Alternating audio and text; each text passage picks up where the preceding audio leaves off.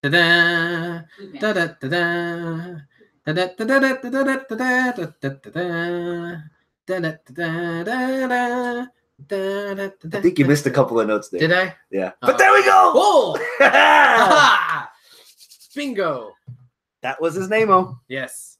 Okay. Well, we are officially official. Mm. So let's get this started. What episode number are we? I don't even know. 272. 272. So live from Studio 511. It's the 272nd edition of Houston Wrestling Radio. This is Abel. This is Chris. You did it right. It only took 271. Yes. Give or take a couple. Took. God, Chris, why is it this long? Chris, happy Valentine's. Today's Valentine's Day? Today's Valentine's I thought Day. today was Rusev Day. Today Oh! Valentine's Day. Oh! Why? Oh! Yes. So Yeah. that being said, you didn't think these were for you, did you? No, I No, didn't. you can have some. I don't know. Yeah. You were looking at those the way Braun looks at bases. I'm not finished with you. You haven't even started. Hi. So yes. Oh, and also happy Rusev Day. Happy Rusev Day. Yes. Machka. Machka. Putria. All right. Anybody joining us live? Thank you so much. We very much appreciate it. And yeah, it's Valentine's Day. You're by yourself. It's okay. We kind of are technically right now, even though I'm married. But whatever. We're here because wrestling's important and cool, and we're cool. So if you're watching us live, thank you so much. I will log in here momentarily to our live feed. That way you could chat with us if you log into your YouTube or Google account app. And then you could, ask us questions, fact check us, talk shit, just say hi, whatever. I'll see it and I'll try to involve you in the show. If you are not watching us live, that's okay. You can still interact with us on Facebook, facebook.com/Houston Wrestling Radio, or on Twitter at HWrestling Radio. So, bottoms up. Did this feel like another week of filler? Yeah. So let's get the hour stuff out of the way first. Mm-hmm.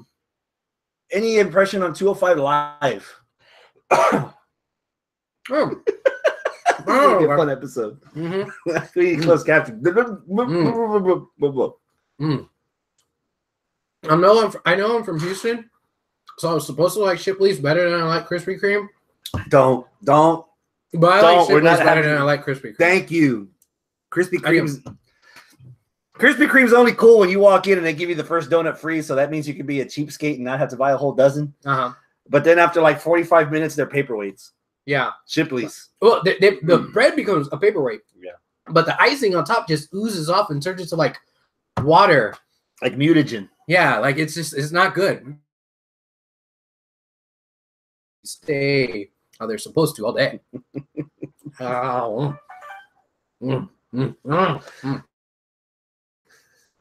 From 205, there are only two options. The second option, so it was Gabagulak against Tony Nese. Mm-hmm. That could be my pick. That might be my pick as well. That could be my pick. And that's just me from a personal standpoint.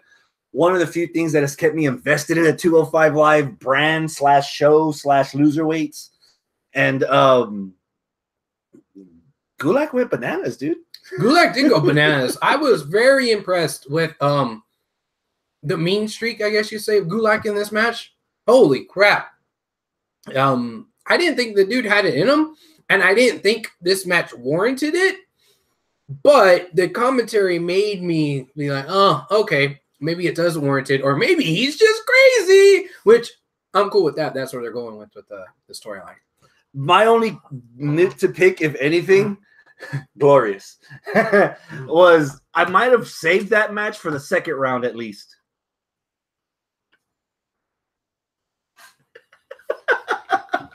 To show that Gulak's a threat. Like, we already seen him in the Cruiserweight Classic. We know he can wrestle. Mm-hmm. But to see that he could go that far, I would have saved that at least for the second round. Or I'm guessing that would have been the semifinals? Yeah. Yeah, I think the Cruiserweight Classic had... No, the Mania Classic had a few like that where it's like, oh... Well, I think even the Cruiserweight Classic, I don't know. I just remember thinking, damn. But I think if... Like, before the match happened, I was like, okay, whatever. I didn't have the same feeling after. Like going into it, I was like, okay, well, it's a first round match, whatever. But after I saw it, I was like, damn, that shouldn't have been a first round match. But again, that's just because of the story that was told in the ring and by the commentators day of. If they built it up a little bit more, I know last week there was a thing where they were backstage and, you know, it was Rockstar Split, whatever they're calling them, came up to us like, hey, you guys used to be friends or whatever, and you guys are, you know, whatever, you're all having a match next week. And that was all the build we had. But if the build had been another week of them really hitting home, oh yeah, they used to be friends, they used to this and that, blah, blah, blah, and maybe a little bit more tension between them, then get to this match. Not all even realize until after the second match was over that, holy shit, they have to meet each other in the next round.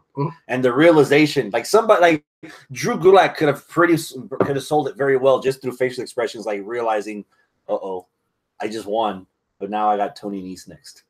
Yeah, you know, that extra and then Tony Nese being a egotistical asshole about it. It's like, oh well, I know this guy like backwards and forwards, and I work out more than you, and that. Like, oh yeah, that could have been something.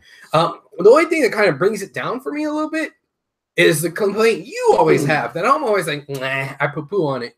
But the complaint is the crowd wasn't involved. The crowd didn't care. I mean, I cared because I was a part of the crowd. I was sitting on my couch watching the TV, and I could have easily turned it off or whatever. Paid attention to my phone instead. But I like really wanted to pay attention to this match because I liked them, and they grabbed me. They kept me. But they didn't grab and keep the guys in the arena that night, which, man, that sucks because part of that is WWE, the way they structure their shows, and, you know, they had to sit through all of SmackDown and then, you know, the mixed match and then 205, and they're burnt. You know, they're burnt. And and the last thing they see at the end of the night is the main event, quote unquote, of 205 Live, which, let's all be honest, isn't all that exciting when you could have had like, oh, you know, Cena versus AJ or some shit like that at the end of the night. You know, that's not as consequential in the grander scheme of the universe, the WWE universe, quote unquote. So I can see how they're not excited because, you know, they're tired too. But you know, forget about all that.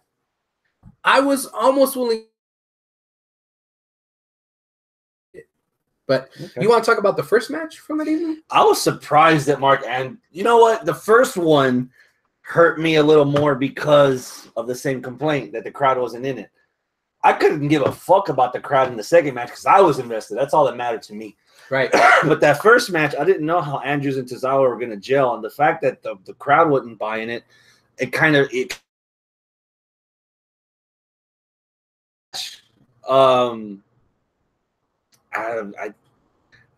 some reason, I just don't see Mark Andrews fitting into this division. There's something that... Oh, that's a hot take right there. Why is that? Is it because he's like a 30-something-year-old dude who's wearing a backwards hat and trying to do the hey-ho? You know, white guy? He plays in a band. So his own theme song is his own actual music. So that's you can skate under the radar with that. Yeah.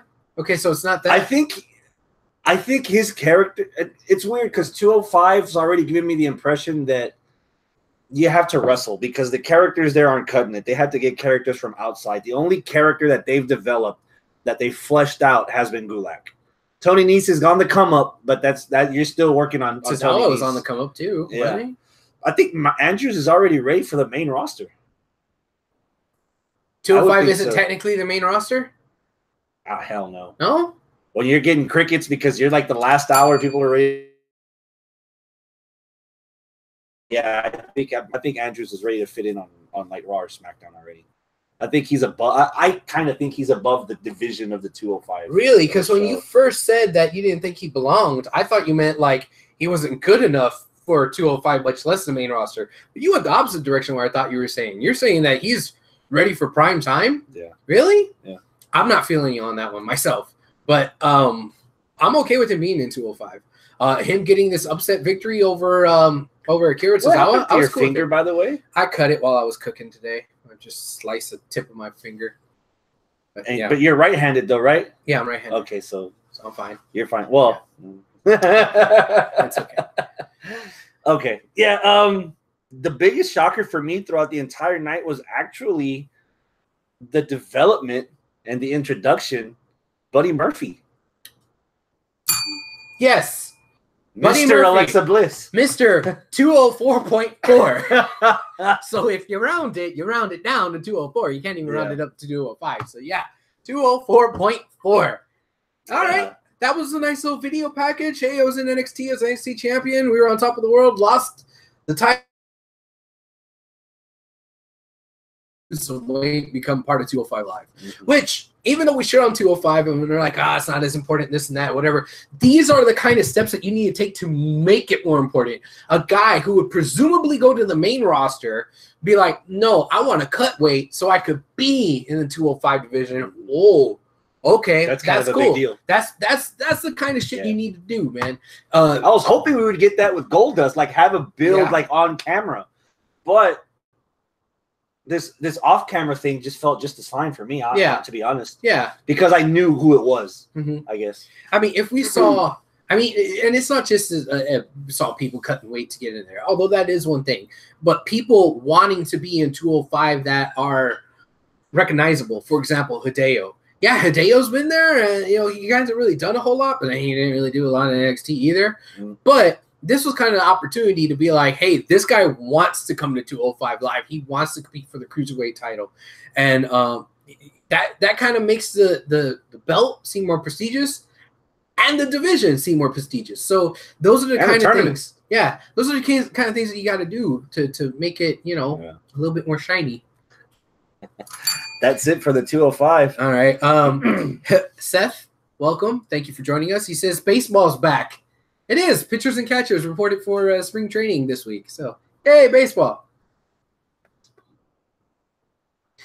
You were wearing your fucking World Series hat. Yeah, but this ain't October. We're in fucking February.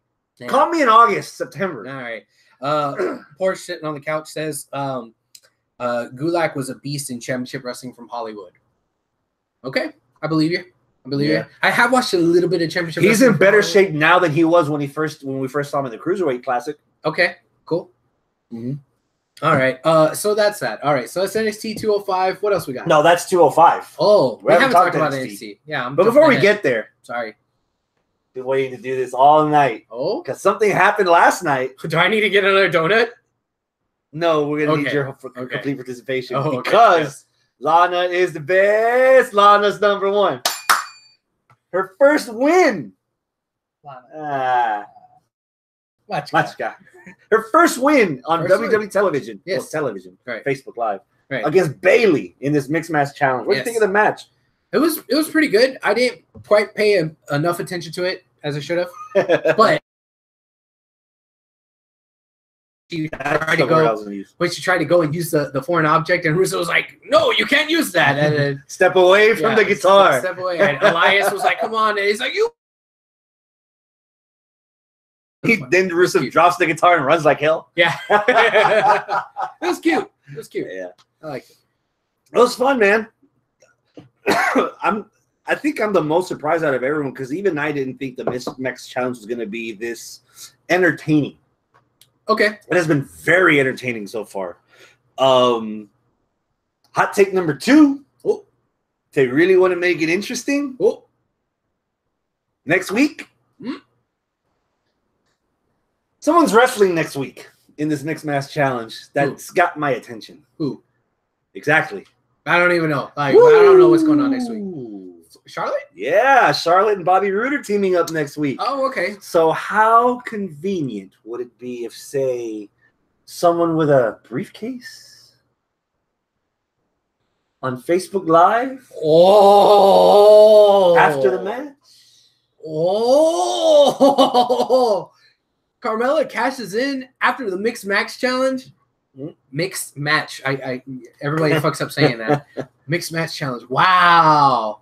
That would actually, make it to watch. Because right now there's questions as to whether or not this is canon. And when you brought up the thing about, hey, this is the first time Lana has won, Porsche had to point it out to me that they said that. Thus, that answers the question of, is this canon? Then I guess it is, because if they say this is the first time she's ever had a fucking win, then all right, it counts. Yep. Count it. Put it on the record book. Yeah. So then why not? Why not have Carmella run up in there, cash in after she loses? after her and Bobby Roode lose. And then, boom, cash in the Money in the Bank. It doesn't matter if it's successful or not, if it's a successful cash in. But as long as the bell rings and there's a match, and it happens, like, oh, shit, we had a cash in. Holy fuck. Yeah, that'd be amazing. Yeah. That's it for the MMC. That was pretty quick. One match, 20 minutes. I'm digging the show, man. For anybody the network. It's uploaded on the network. 2 days later. 2 days. Tornado Tag, main eventing NXT's episode last week, not tonight. Now, I was saying that I wanted my match of the week to be the main event of 205 Live. No, I think that got supplanted by this match, the main event of NXT. I watched them out of order. But, yeah, I just thought that it was really, really fun. I loved all the false finishes and the saves. You know, Eric Young whacking them with the kendo stick. Eric Young dropping the elbow. Then we had Eric Young ducking the super kick from Cole to hit Cole with a super kick of his own. Then Killian Dayton fighting off all three of them to get the upper hand in the match. That was kind of a turning point in the match. Damn, it was good. It was really fun. I'm a little confused as to what's going to happen here because it wasn't the match at the beginning of the show. It was supposed to be a tag team match for the tag team titles. And then Rigo said, no, we're going to end this tonight by a 6-man tag, but not for the title. So whoever wins, it's not ended tonight. So basically Sanity, who won, could say, hey, we won. We're better than you. Yeah, leave us alone. Yeah, exactly. Even though you have the titles. Yeah, even though you have the titles. Yeah, so it's like, well, no, there needs to be a title match now. So they're not ending it tonight. So I don't know. That's the one thing that kind of like stuck in my craw a little bit about that. But the match itself was fucking great. Yeah, I agree. There. I think that's my pick. I think be a little more confident. You're like, the reason why I'm unconfident is because your pick is what my original pick was the main event for 205 Live. I'm trying to either sway you or sway me so that we have a little bit of a... There's nothing wrong with diversifying. Oh, okay. Keep your pick. Well, see, I had the one with the chocolate sprinkles. Maybe I should diversify it to the... Ooh, the pink one. This one has an imperfection on it, so I'm going to put it out of its misery. See right there? That's just kind of smooshed in right Very there. thoughtful of you. Yeah. He with his own imperfections. Go for the eyes. Don't let him see anymore. Thumbs up or thumbs down on Gargano's promo? Thumbs up. Finger. Think, yeah, if I could put my finger on there. You think he's actually winning this? Hell no. Hell no. Hell no. He gone from NXT. He's a lovable loser, and he's gone. He's going to the main event roster. And just like Sami Zayn, he's going to lose for like 3 years and then turn heel and then get a couple of important wins, and then maybe he'll become something. What about the feud with Ciampa?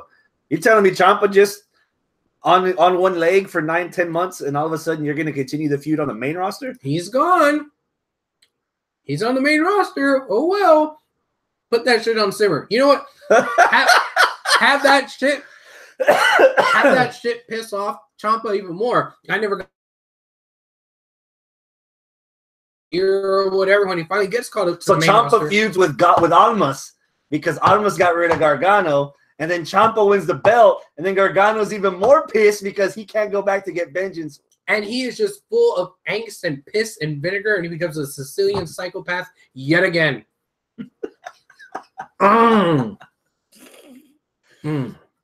Chat me up about Sabatelli getting ditched by Riddick Moss. Good. I mean, I don't know if that was a full-on official 100%. We're broken up kind of thing. Yeah. I think it was planting the seeds, and it was a pretty big-ass seed. But Moss is kind of a big bitch. He is. That's a huge bitch. I didn't like their team ever. Really? Yeah. I was always like waiting for them to show me something to be impressed with them, whether or not they were a heel or babyface. And I was like, okay, the stuff they're doing with the Street Profits is all right. But it's getting the Street Profits more over than them. Exactly. Yeah. So I was like just waiting, and then it's like, okay, y'all want to break them up? Sure, why not? The the Maserati driving, cocky, super arrogant heel works more for Sabatelli, but I want to see Moss be his own guy and do something a little bit different, because when you put him as a package deal, okay, yeah, I guess you could just say, oh, they both are like this. But if you split them up, it really seems to me like Moss has more charisma. No, that Sabatelli is the one that has that gimmick more so than Moss. Okay. So I don't know. I like to see something different out of Moss. Okay.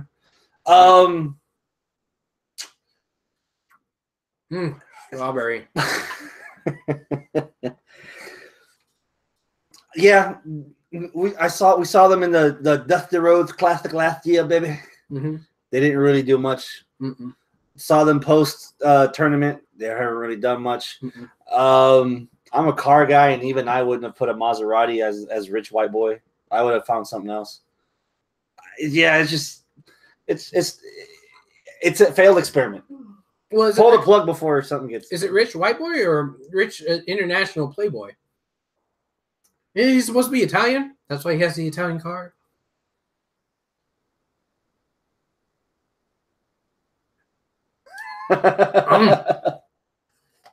Fuck if you care about cars, you're eating donuts.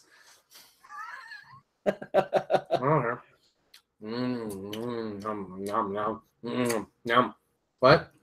Oh, we're doing a show. I love Rusev Day. When Owens and Zayn jumped Corbin on SmackDown, were you feeling any sympathy or empathy at all for Corbin? Did that attack turn Corbin's character interesting? Interesting, yes. Face, no. For once, we see him as the vulnerable one. And I don't think we've ever seen anybody beat him down quite this way in quite this fashion. So it was interesting from that perspective. Just that, hey, this isn't a guy who normally plays this role. I don't think it's a face turn. It shouldn't be a face turn. He really does need to get his revenge. If he doesn't get his revenge, then he's just a little bitch, you know, which is okay, because I mean, sometimes you need to have some of those guys on your roster, you know, but I don't know if that's exactly what they had wanted to do with Corbin all this time, you know, so yeah, it lends a little interestingness to it. Of course, you know, it goes on later in that night to have a one-on-one with Kev, or was it Sammy? No, it was Kev. It was Kev, and you know, he won. So now and got a pretty decent reaction. Yeah. After said victory. Yeah. Does what happened on SmackDown make him interesting enough for you to care about what happens to him on next week's episode of SmackDown? Or the fact that he's already in this title match kind of already water it down for you? No, this is kind of like not a permanent interest, but more of a booster interest, if that makes sense. Like, it's enough to get me interested for this one episode. And if they don't reference it or build on it or make this like something that happens because that happened last week kind of thing, and it's just a one-off thing, it was like, oh, well, that was cool. Next. Yeah, next. And like, that's it. So, yeah. How about Ziggler? Man, Ziggler, dude, I don't know, man. Like, where are you? What is getting you at this I don't know feeling? Ziggler tried to cut a promo as though he was a face again, but he still came out with the afterwards, and he still came out like acting all cocky, just fixing the tape and just looking all sullen. So you heel your face, are you a dick, or you not? Are you frustrated, or you're not frustrated? Like, you're back. You jumped in at number 30 and then jumped out at number 31 and a half. So at the Rumble, so what? Like, I don't know. The promo really threw me off, dude. Okay. Well, there was one of Jericho's returns where he didn't speak for like 4 weeks before the Raw before the Rumble, and just said like one sentence. Yeah. And that was it. Yeah. So he got eliminated the way he did at the Rumble. You could have still salvaged that. And I think for me, they lost whatever they could have had left with the promo, because the promo it kind of felt like they went back to status quo. So all right, then why didn't you just ditch the U.S. title then? Yeah. Yeah. I mean, we know why behind the scenes it happened, because he thought he wasn't going to resign and it was in his contract. He was probably going to go away, but then he wound up not going away because at the very end they gave him a nice deal or whatever, so he's back. So, but the kayfabe storyline wise, man, you could have built off of that, and you didn't build off of that. You just kind of left it as it was and kind of ignored it and threw him in the Rumble. I'm afraid that we have right now. Is it 7 weeks before Mania? I'm afraid that 4 weeks from now, Ziggler's gonna reference. Oh, by the way, I didn't get beat for the U.S. title. It's like, oh, you went through all this for nothing. Well, since I didn't get a main event, everything's like everything he did before he even dropped the title is inconsequential. Or that's his backup plan. It's like, well, if I can't get it on the card any other way, then hey, by the way, I still owe a U.S. title match. Yeah, I'm still owed a U.S. title match. But regardless, Corbin and Ziggler are now added to the triple threat, which is now a 5-pack. So you get a championship opportunity, and you get a championship opportunity, and everybody gets championship opportunities. Because isn't this the same shit that happened on Raw? You know, basically we're having a 5-way for the title, but we're also on Raw having a 5-way for a #1 contender, right? What the fuck? Well, for a chance to get into the Elimination Chamber, for a chance to be a #1 contender. But yeah, come on, man. I don't know. I hate it when Raw and SmackDown do this, where they wind up booking stuff very, very similar, where to the point where they almost have the exact same matches, except plug in wrestler A and plug out wrestler B kind of thing. Because this is the same kind of shit that we would give TNA for back in the day. And say like, TNA is just copying WWE. They must have watched last week. Heard, you know, nudge, nudge, wink, wink, wink. But here, it's like, dude, you're fucking copying yourself, man. Like, what the hell? I mean, yeah, I'm sure a few of those times with TNA, it was just coincidence. I'm sure a few of those times. Not to mention, they taped TNA episodes like 8 months in a row. Well, but back when, I'm talking about even further back when they weren't taping. You know, but here it's like, you're the same goddamn company. Are you telling me that the writers all got together, both from Raw and SmackDown, threw on a couple of ideas, and then the Raw team said, hey, we like this that we talked about in the meeting, and then the SmackDown team says, hey, we like this that we talked. We came up with it. Yeah, no, like literally, this is the meeting, Raw and SmackDown. No. It's like I came up with the idea. No, it's my idea. No, it's my idea. No, it's my idea. My idea. Well, I'm going to do it on my show. Well, fuck it. I come on live first. I'm going to do it first. We're going to do it better.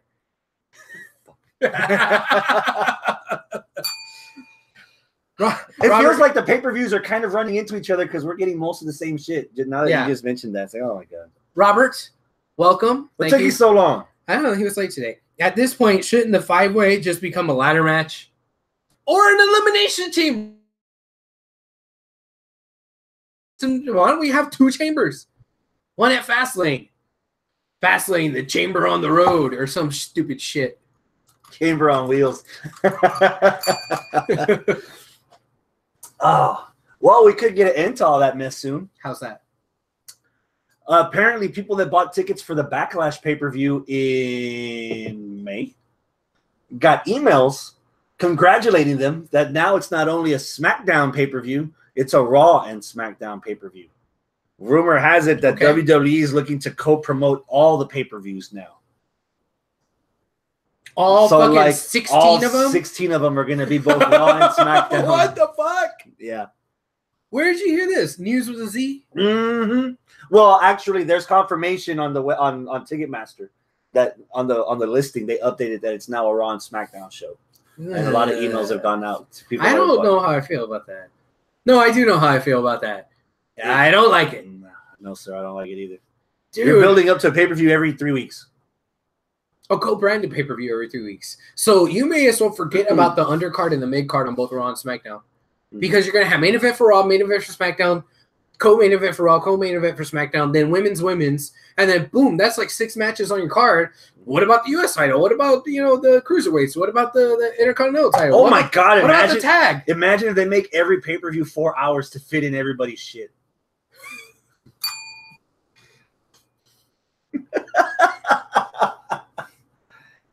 Robert Medlin was late because he was watching U.S. women's hockey. Hey! Well, it has to be better than Men's hockey lost to Slovenia. Do you know where that is on a map? Next to Wakanda? You're going to get got for that, boy. So apparently pancakes are overrated now. It's all about waffles. I must have missed something. Waffles are the best. Waffles #1. They're like pancakes with syrup traps. Yes. Mitch Hedberg reference. Yeah, there you go. Yes. New Day and Benja Gable chugging along. I like New Day. That's nothing new. Benja Gable reacting to New Day in the entertaining way that they're doing it, but still like being the buzzkill works. Like they're not being right to censor levels of buzzkill, but they're being entertaining levels of buzzkill, and I'm liking it. Yeah. Does it suck that they lost to New Day in that tag? Yeah, because I want them to eventually win something and win something of importance. And if you're talking about Benja Gable, yeah, Benja Gable, and if they're just gonna get stuck with New Day and Usos. There's only so many times that you can see that. And I think we're already on like the second time that they fought the Usos, and this might be the second time that they're going to fight the New Day. They're not stale yet. This isn't well, they Sasha, fought the Ascension Charlotte last yet. week, right? Or 2 weeks ago? Yeah, something like that.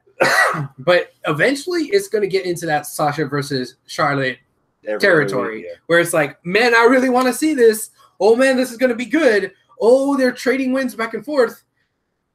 And they're trading wins back and forth, and they're trading wins back and forth, and oh god, when's it gonna stop? Like pancakes. You love pancakes. You love them at first, and by the end, you're sick of them.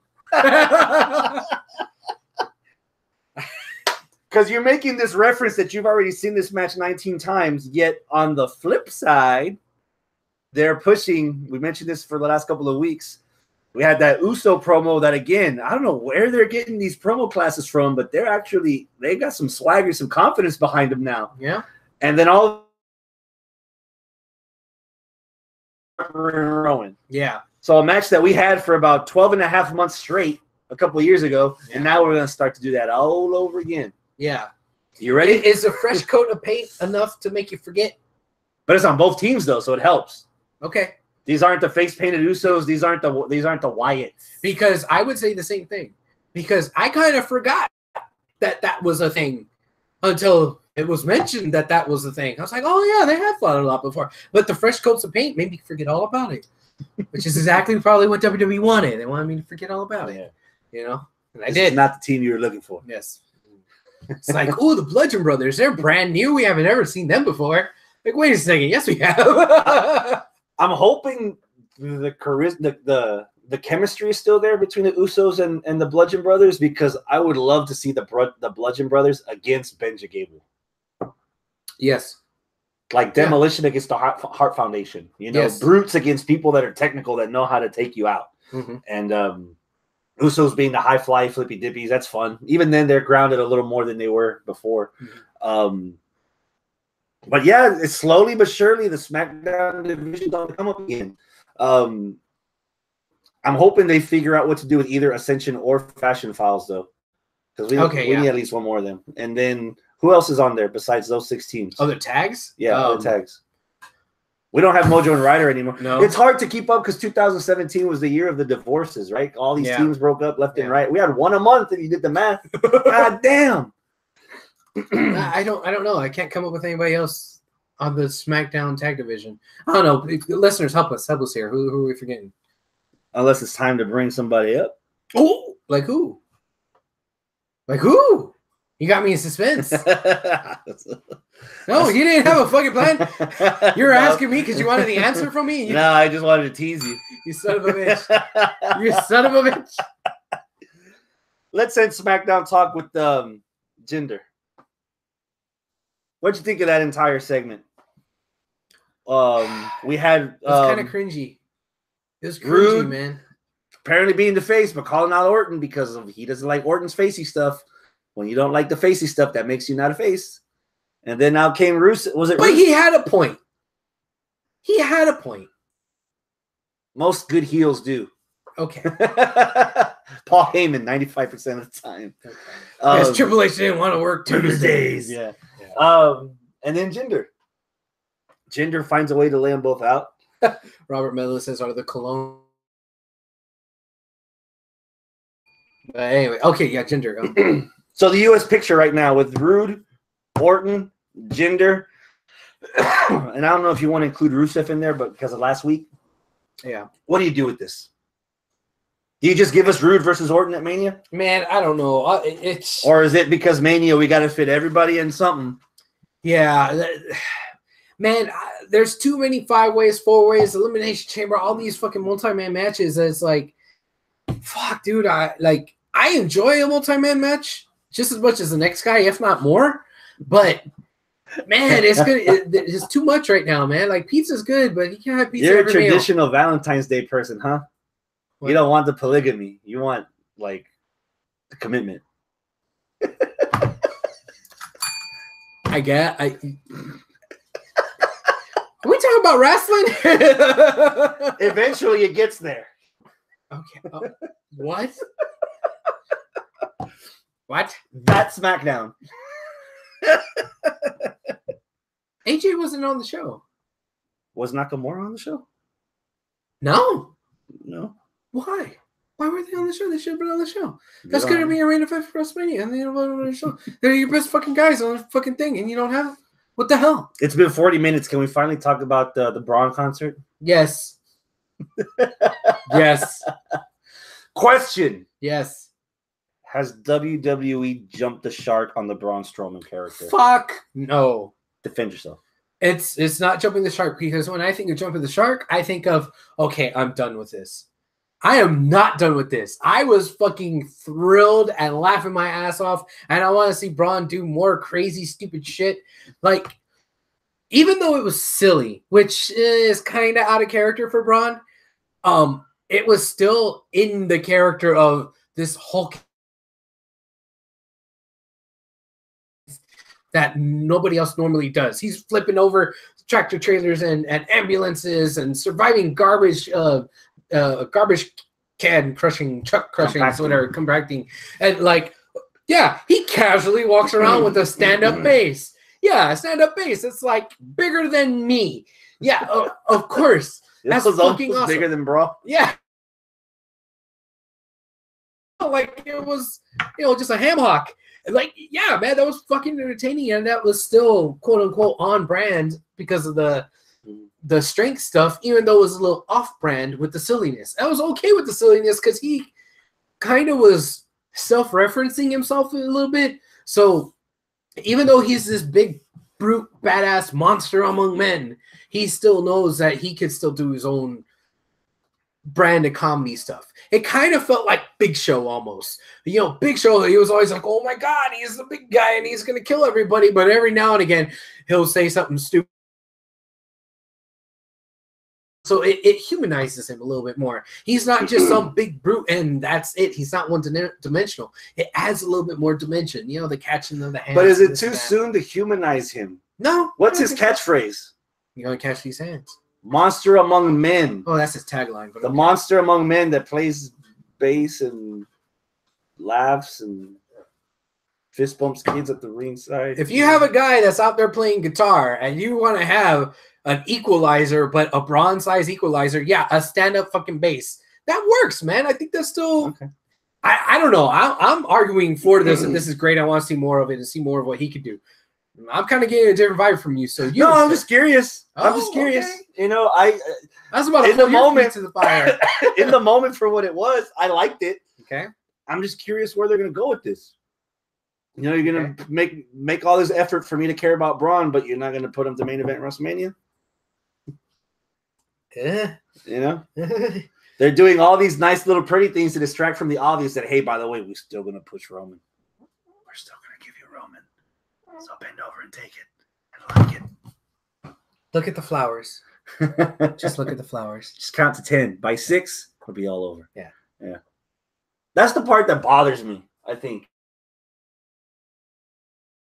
Feels like a lot of spontaneity gets taken out the window whenever Roman's around. You know, holy crap. By the way, guess what? Roman's going to be in a qualifier this week. Well, who the fuck is he going to beat this week? Because he sure as fuck ain't going to lose. Do you feel that same way about Asuka? Because when Asuka goes out there and she has a match, it's like, okay, well, who's she going to beat? Right now, my issue with Asuka isn't focused at Asuka. My issue right now with Asuka is focused on how they're booking her.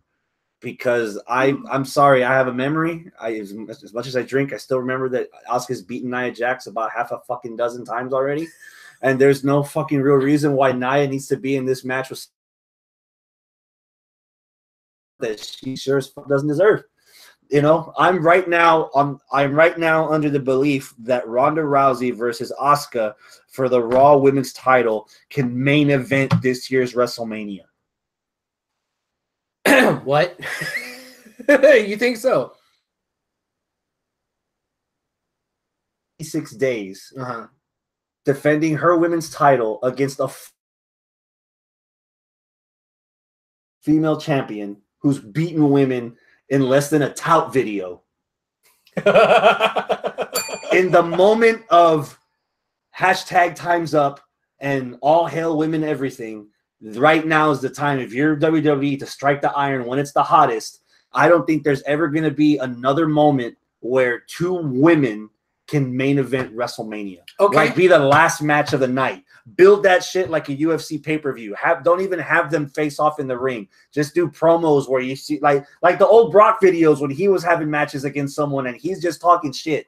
You know, build up to that like a UFC fight. Make it feel like that fight's in Vegas and people are betting on it.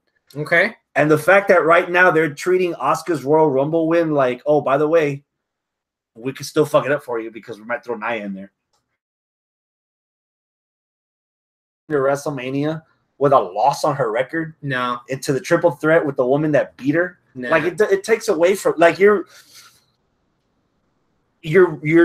tarnishing the aura that you have right now with Asuka. Goldberg's never gotten this far. Lesnar never got this far. There's so many men and women that haven't gotten to where Asuka is right now in the company, the way she's been built, the way she's been portrayed, the story that's been told. And it feels like now they're starting to cheapen it a little. You know?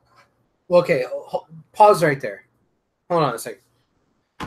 Porsche, Randy, thumbs up or thumbs down on the main event of WrestleMania being Asuka versus Ronda Rousey? Yeah, I don't really care. That's not exciting. They got two meh, one meh, and one I don't really care. Ronda Rousey, I'm not excited about at all. Ronda Rousey, I'm not excited about. She needs to prove herself before she's booked for WrestleMania. In her defense, how many of her fights have you ever seen? Her last one. The one where she lost. maybe they're late to the bandwagon. Yeah, they're late to the bandwagon. But they don't understand why the bandwagon exists. No, I know why the bandwagon exists, but that's an MMA career. It's not a wrestling career. They're very different things. Okay. Though Lesnar got the same push when he came back from UFC. Oh, fuck. Okay. Don't get her started on they Lesnar. Equally hate Do not them. get her started on Lesnar. Right. They Please equally no. hate both of them. Okay, that makes more sense. Thank you. Maybe we should do another ladies episode, HWR Ladies Night episode here pretty soon. Yeah. Tell me that story about that one girl that has everything that shows up to the party and everybody's jealous because they all want what she got. It's usually how they operate, right? Who's that? Is that you? Rhonda. Oh, Rhonda. Rhonda shows up and everybody's like, oh, this bitch. And then they fling their hair. I don't know if they do. I don't know because I don't know. Randy kind of had a point. She hasn't proven herself in wrestling. Well, I'm surprised, honestly, by the reaction. But okay. But still, like right now, it's like Charlotte. Do you see Charlotte main eventing WrestleMania with anyone? Well, hold on. Robert Medlin chimed in on this. He says, "Please help me out, Robert." I still say Rousey needs to be in an attraction match first, then ease her into title contention. And that goes back to my problem with the booking of Asuka. Yeah. So they announced on Raw that Ronda Rousey's going to sign pen to paper at the Chamber. I thought it was on Raw. Yeah, they announced on Raw that at the Elimination Chamber on the pay-per-view, Ronda's going to sign pen to paper. She's going to sign her contract. I thought they were saying that she was going to sign on next week's Raw. No. Oh. She's signing at the Chamber. Well, fuck me. Eventually. What? I say throw her in the fucking Chamber. Throw her in the Chamber. Throw Ronda Rousey in the Chamber. Have her leave the Chamber with the belt. Or no, as your women's champion, and then she earned it because she survived the first Elimination Chamber for women with 5 other people. No, this is what you do. You stick it with Stephanie. No, you take Alexa out. Because remember that whole bullshit that she, well, not bullshit, but the thing that she was saying that it was bullshit, that she has to defend her title in the Chamber when Brock doesn't have to, and the Chamber for the men is just the #1 contenders. Why the hell am I in this match? Somebody takes her out, or she gets taken out. Maybe that's why she's trying to piss off Mickey. Like, hey, Mickey, you're my friend. No, you're not. Yeah, you are. No, you're not. Yeah, you are. You know what? Give me $10,000 and take me out of the title match at Elimination Chamber. Oh, I can't fight. And then, all right, fine, we're going to put Ronda Rousey in there, and then Alexa, who still has the title at Mania, versus whoever wins the Chamber, which will probably be, I don't know, Rousey. So Rousey versus Alexa at Mania, not main event. That's assuming Asuka goes to SmackDown, because remember, Asuka won the Rumble. Okay, well then Alexa versus Asuka. What? Asuka versus Rousey? He's gone. He's gone. He's gone. How's this happening? I don't get it. Who's? Was that as that 30 seconds? Was that as confusing as the ending of Raw with 2 winners? Oh, that wasn't confusing at all. Right when it happened that way, I was like, all right, so they're both going to be in the Chamber. So we're going to have 7 people in the Chamber. So instead of starting 1-on-1, it's going to start with a 3-way. You don't want to milk that. You have a week of Raw. This wasn't your go-home. You have 1 week to have Finn versus Seth, and the winner is your last person. You don't want to do that? Like, that's what they're going to do. It didn't surprise me that Bray was so long. That took I know, right? And then, come on. What was it, like an hour later, Kurt was saying on social media, hey, this is what we're going to do. And I was like, yeah, we kind of all saw that coming. So I'm not surprised. Unless they both share a pod. Can you imagine if Elias and Braun share a pod? They share a pod? With the instruments, and they're playing. It's like the Titanic. You know you're about to die, so you're going to serenade them to their grave. Braun has a big stand-up bass and a jug. So you just... Start the hootenanny. Yeah. Oh, Lord. I want to walk with Elias. Miz enters number 1. Number 1, because he lost to Mr. John Cena. So Cena's not going to be number 1. Mm-hmm. That's your dude. I'm waiting for a reaction because that's your guy that's going to be number 1. I doubt that Miz is going to be the Iron Man in this and like come in at number 1 and get all the way through the Chamber and win it. No, that's not going to happen. Which sucks because the more that the Miz talks about it, the more intrigued I am of the possibility of Miz actually wrestling Brock Lesnar.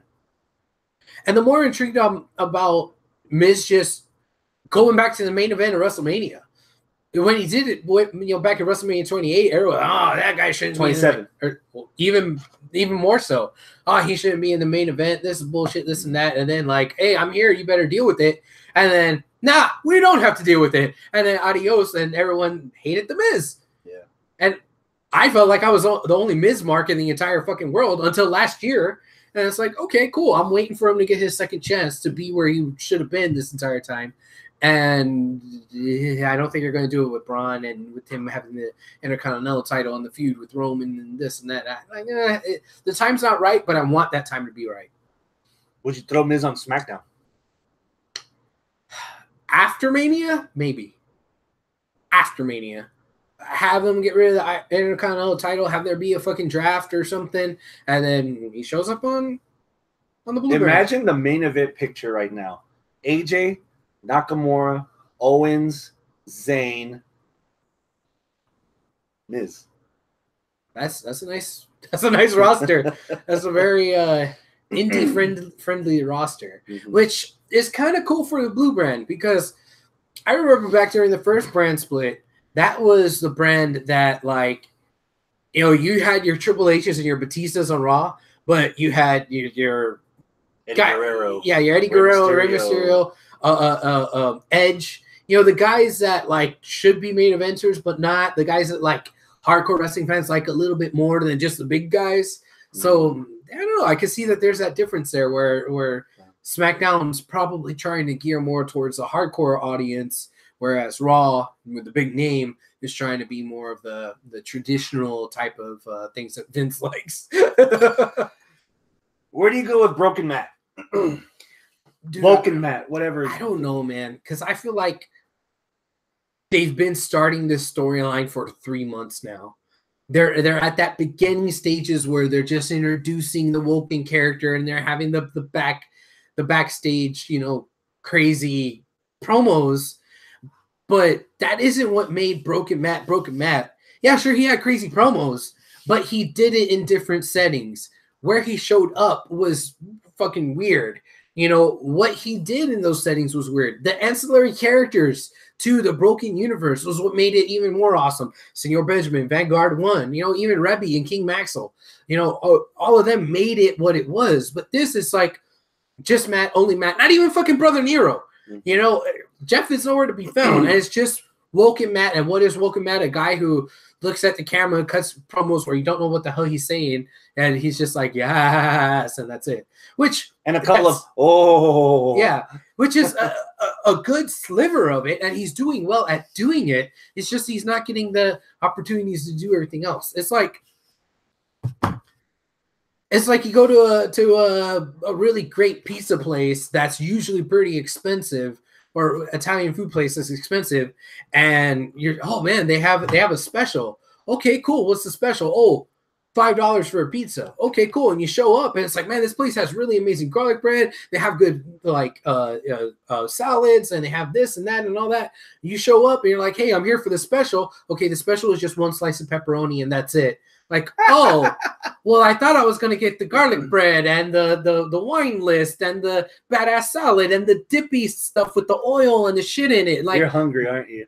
I'm actually not hungry, but this is how I'm trying to relate it. You know, it's like you're getting the special for just the one specific little thing that's on special, and you don't get all the extras and the fixins, you know? I think they should have taken advantage of Jeff being injured and spent the first 2 or 3 months reintroducing the character the way it's been done before. Just the way you said it. Have it at the compound.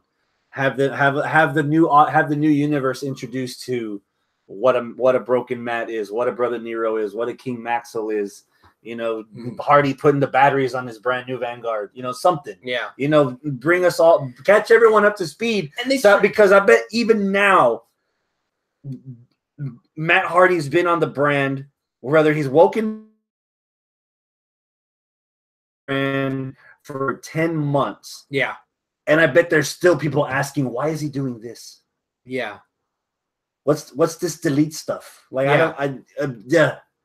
Because they're not reintroducing the casual fans to what this is. They're just going with whatever history it has and just running with it instead of reintroducing people. Well, they're not even taking advantage of the history. They're just doing one part of it. It's like, okay, if you don't like my food analogies, let's go with the car analogy. The car analogy is they have this amazing vehicle that has 500 fucking horsepower, but they just are only putting it in second gear and they're going 30 miles an hour all over the city. It's like, man, no, put some fucking stank on it. Step on the gas. Switch it in the third, fourth, fifth gear. Come on, do all that. But no, they're not. They're just staying right where they are. Just, you know, whatever. It's like, you know. I mean, they tried to do a little bit of the stuff that makes it unique with playing chess with the fish. Playing chess with the fish. That could have been a new character. You know, somebody that wasn't of the old TNA Broken Universe, but still another fucking weird ass thing that he does with the universe. The fish. What was the fish's name? Napoleon. Napoleon. Yeah. Okay. Napoleon the fish. Well, I saw him one time. Why isn't Matt talking to Napoleon for every other week or one time? Go out there with a big fucking little. Turn it into the fish from American Dad. Oh God! When they come out with a little bowl with it right there, and he sets it at ringside on a little podium that they put the fucking title belts on. And there's the fish, and he's getting his ass whooped, and he goes out there and he talks to Napoleon about strategy, and then goes back in the ring for the hot tag. Yeah. Tag me, Napoleon. Yeah, tag me. Like, I mean, you can't tell was Vanguard won the Lake of Reincarnation, Senor Benjamin, and like that's it. And like he's just out of ideas, and now that he's supposed to be coming up with more stuff, he just isn't coming up with it. You can't tell me that he's got to be coming up with other stuff. It's just WWE isn't okaying it, or saying, "Hey, let's do this and that. Hey, you have permission to do this and that, or go for it." Like he's just there, kind of idling, and it kind of sucks. The plan was not.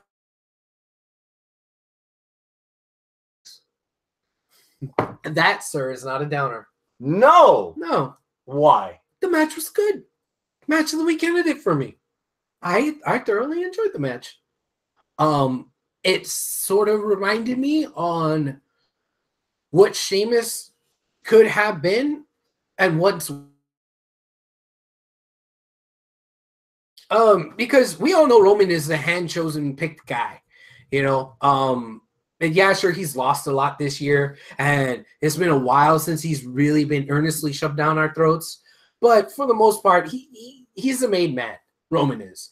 But I never felt 100% that way about Sheamus, even though they tried skin pigmentation. Well, I don't think it has anything to do with the skin pigmentation. If anything, that makes him unique and different and look different.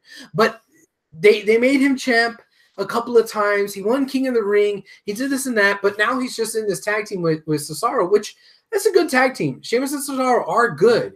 It's just I want more for both of them. And Sheamus, man, when he was a nasty, vicious heel who didn't talk all that much on WWE ECW when he killed fucking Jamie Noble, like Mark Cuban. Yeah, Mark Cuban. Like I think that they could reinvent that and redo it again and like make him be oh man vicious and unstoppable and just bro kicking everybody and like nobody could beat him. That's a flashback, man. I remember being in the crowd for TLC where Sheamus beat Cena for the WWE title and their kids in the audience crying. Oh man, that takes me back. Yeah, I'm in the same boat, man. I think I like the bar. Sheamus is okay, but god damn, dude, we've been wanting Cesaro to break out of whatever glass ceiling he's been in for like ever. Yeah. And if they don't, they're gonna get stuck in Ziggler territory. Yeah. I gotta go back a little bit here because Robert Medlin said something funny. It's like going to see Maiden and only getting songs from their new album. Oh, that's fucked up, man. That new album's okay. But if you go to see Maiden and that's all they're playing, that kind of sucks. Or if that's the only time they play it and you're at one of a lifetime show. Okay, what if you go to Metallica and all they play is Saint Anger? I love Saint Anger.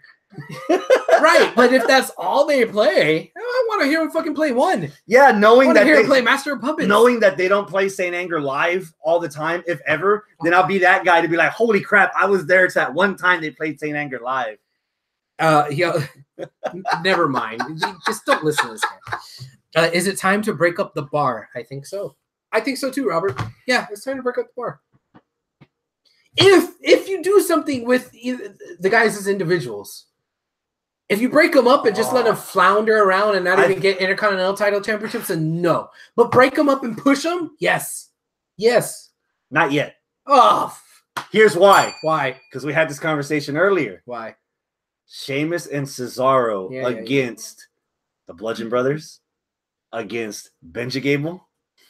Ship them off to and then that's where you separate them. Okay. So you have Cesaro in the main event roster with AJ Shinsuke Styles. Nakamura, AJ Styles, Kevin Owens, Sami Zayn, Dolph Ziggler, if you finally build the fucker up.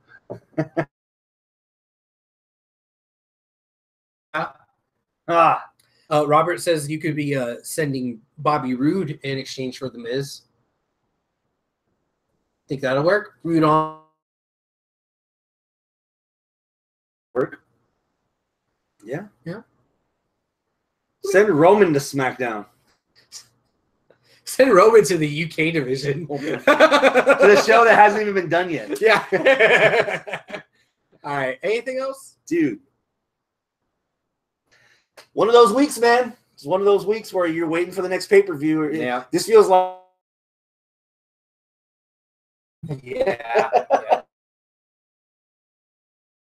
that's going on that doesn't make sense, and then there's a lot of stuff that it's like getting a salad when you know the steak is coming. Like, just give me the fucking steak already, you know. And even not so much WrestleMania. There's some pretty intriguing stuff on Elimination Chamber that I'm curious to see how it plays out. There's some interesting stuff on SmackDown where I want to see how it plays out, but I want to get there already. And the fact that we're waiting this long with stuff that, like right now for me, must see on Tuesday is the Mixed Match Challenge. And since I don't get enough of my SmackDown viewing through Mixed Match Challenge, I actually make an effort to watch 205 the last couple of weeks. You know, and Raw, a lot of it, I fast forward. Okay. Yeah, man. So it's just another one of those weeks. Okay. So next week is a go home for Chamber. So that's going to be interesting. Yeah. All right. A couple of things. First off, ROW this weekend is having their all women's event. It's going to be a single elimination tournament, right, Porsche? Actually, it's just going to be just a showcase. It's not going to be a tournament. Oh, it's not a tournament, but the whole card is all ladies, right? All the ladies. All the ladies. Any men dressed as ladies? Billy Kevin might make a comeback. Oh, shit. Ooh. All right. So, yeah. So, all women's He just lost the event. custom. I believe they're dubbing it as Ladies' Night, correct? Galentine's Day. Ladies' night out. Ladies' Night Out. Sorry, Ladies' Night Out. So, yes. Come on. If you get lost, if you're in the area, just smell the summer's eve. You'll find your way. Yeah. So, yeah, ROW, that's this weekend starting at 7 on Saturday night. So, starting at 7, right? Got that right? It's starting at 7, meet and greet at 5. Meet and greet at 5. That's enough about ROW. Right. How about DZW? The next DZW show will be the following Saturday. So, yeah, come out to that. 1812 Avenue D, Katy, Texas, also known as Olympus Arena. So, yep. We also have a listener who texted into the Facebook page on the show saying that he has an extra ticket to this weekend's Wrestle Circus in Austin. Yeah, Wrestle Circus in Austin. And the ticket is front row, and it has a meet and greet and a T-shirt. He originally purchased it for $81. He said he's willing to part with it for $70 because he can't make it out to the show. So if you know somebody, let us know. Hopefully he hasn't sold the ticket yet, and I'll get y'all in contact with him. So, what else is going on this weekend? I feel like there was another thing. Chamber, yeah. There's $60 tickets on StubHub if you want a cheap weekend in Vegas. Oh, it's in Vegas. Yeah. Vegas, baby. Why do you think that explains Ronda Rousey signing her contract in Vegas across the street from the MGM Grand? Yeah. Huh? Aero Lucha. That's right. Aero Lucha's this weekend in Humboldt, Texas. Johnny Mundo is going to be there. Videos. I'm not sure if Ray's actually going to be there because the bottom card's able to change. Yes, yeah. But it will be interesting. It can't be any worse than Magnus defending the NWA title against Ellsworth, right? That happened, huh? Yeah. Figment of my imagination. Yeah. Ellsworth getting an NWA world title shot. Yeah. Against Magnus. You would think that WWE contract he could have at least afforded a chin. A prosthetic or something. Haven't you seen Me, Myself, and Irene? You can actually have one with the butt crack in it. Oh, yeah. Sneeze and wipe your ass at the same time. Yeah, Robert Medlin says kind of interested in Aero Lucha and Humboldt. There you go. Doomsday. Doomsday's this weekend too? Yes. Fucking fuck, man. All right, so that's Doomsday, ROW Ladies Night, Aero Lucha, all in the same night. Mm-hmm. Well, there's not a lack of wrestling out there, folks. So go out, go see something. Yeah. And then the next weekend, come out and see DZW. Fuck you, Chris. That's it, man. Let's go home. Adios, my friends. Keep it classy. Click the thing. I'm getting there. I can't reach. Help me. Pretend you're reaching for the